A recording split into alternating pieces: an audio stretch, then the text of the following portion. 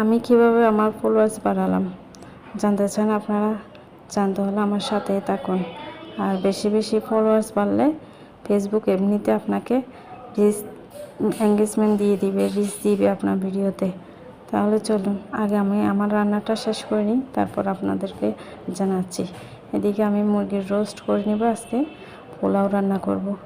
মুরগিগুলো ফ্রাই করা শেষ, এখন পেঁয়াজগুলো বেরেস্তা করে নিলাম। পেঁয়াজ বেরেস্তা শেষে এখন গেলাম টমেটো, পেঁয়াজ আর কাঁচামরিচ ব্লেন্ড করে নিতে হবে। ব্লেন্ড করার শেষে এগুলো একটু কষিয়ে নিতে হবে। তারপর কষানোর শেষে চিকেন পিসগুলো দিয়ে দিতে হবে। আর চলুন তাহলে জেনে নিই কীভাবে ফলোয়ার্স বাড়াবেন।